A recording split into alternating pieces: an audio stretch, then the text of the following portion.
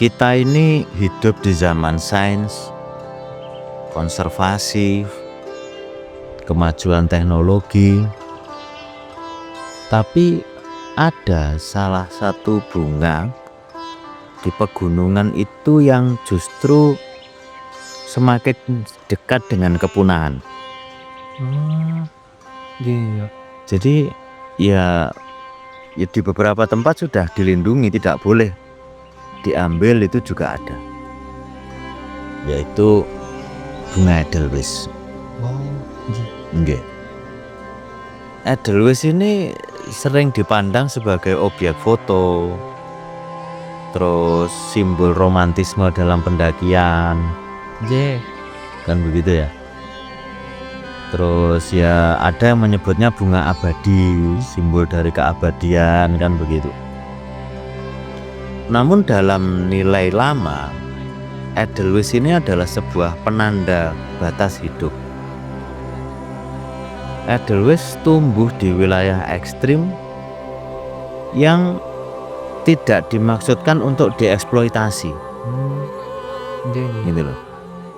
Jadi memang Edelweiss itu tumbuh di daerah-daerah yang tidak selayaknya untuk dieksploitasi. Nah, kita itu harus memahami bagaimana satu spesies bunga Edelweiss itu mencerminkan hubungan manusia dengan batas alam.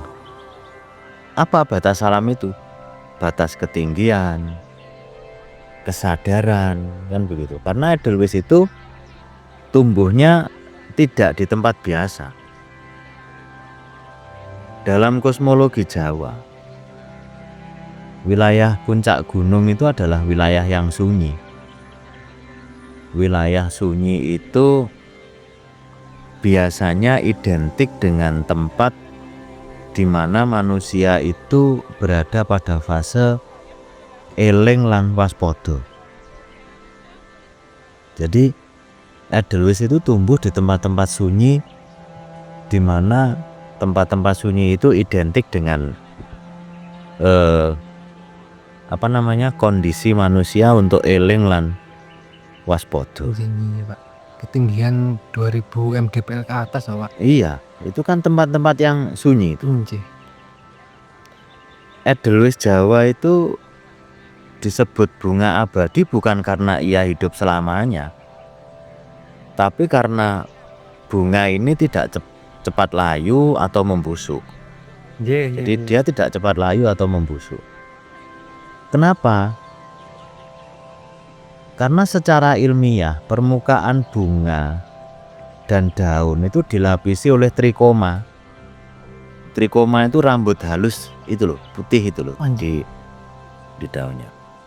Nah, fungsinya trikoma ini untuk mengurangi penguapan, melindungi dari radiasi ultraviolet yang tinggi, menahan embun dan suhu ekstrim gitu. Jadi walaupun setelah dipetik, bunga ini dapat bertahan lama dalam kondisi kering, tidak menghitam gitu loh. Nah, ini adalah adaptasi ekologis, bukan keajaiban gitu, bukan. Memang ya adaptasi ekologis si Edelweiss seperti itu. Nah, Edelweiss Jawa ini kalau tidak salah itu adalah spesies endemik Indonesia yang habitat alaminya ya di pegunungan Jawa. Saya dulu pernah tahu Edelweiss itu di Bromo. Wah, iya Pak. Ya, di Bali itu katanya juga ada, di Lombok. Ya betul, yang sampean sampaikan tadi, tumbuhnya itu di ketinggian kurang lebih 2000 sampai 3600 meter di atas permukaan laut. Terus lingkungannya itu khas, tanah vulkanik muda, gitu ya.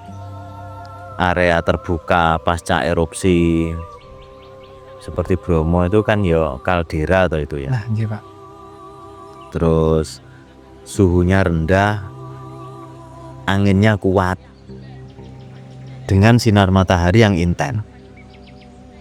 Kayak tumbuhnya niku kados semak-semak ngoten lho, Pak. Iya. Artinya Edelweiss adalah spesies habitat yang ekstrim, Nggih. bukan tanaman hias yang bisa dipindah sembarangan. Karena kalau dia ditanam di yang bukan habitatnya, ya ndak bisa hidup. Ndak bisa hidup. Keistimewaannya itu bukan pada keindahannya semata, tapi bagaimana si Edelweiss ini dalam bertahan hidup. Edelweiss ini bisa dikatakan pionir dari ekologi karena dia tanaman awal di lahan rusak akibat letusan gunung. Wah, nggih. Ya, siklus hidupnya panjang. Ia tumbuhnya itu lambat dan mampu berbunga itu setelah hidup bertahun-tahun. Iya, waktunya sangat lama. Perubahan kecil pada suhu, tanah atau gangguan manusia itu bisa berdampak besar pada pertumbuhan Edelweiss ini. Edelweiss ini ya bukan tanaman langka secara global, tapi sangat rentan secara lokal. Karena populasinya itu terpisah-pisah. Nggih, Pak. Terpisah-pisah gitu, tidak begitu banyak ya, itu loh ya, karena seperti semak-semak itu. Banyak juga ya lokasi yang mengalami penurunan populasinya Edelweiss karena ya pemetikan, terus mungkin digunakan untuk jalur-jalur pendakian, Nggih, Pak. terus perubahan iklim itu yang memungkinkan. Ya walaupun pendaki sekarang itu sudah sadar bahwa dia tidak merusak alam yang dia lewati, sudah banyak yang sadar. Selain itu ya memang Edelweiss dilindungi berdasarkan peraturan kehutanan di Indonesia, itu dilindungi. Itu saja di beberapa gunung populasinya menurun drastis dalam 20-30 tahun terakhir ini. Nggih. Wah. Yaitu makanya bagaimana kita ini tetap mampu merawat sehingga ada yang diwariskan untuk anak cucu kita nanti. Nggih, Pak. Ya, yang sering terjadi yaitu karena ketidaktahuan kita, dikiranya semak-semak biasa, ternyata itu adalah bunga Edelweiss.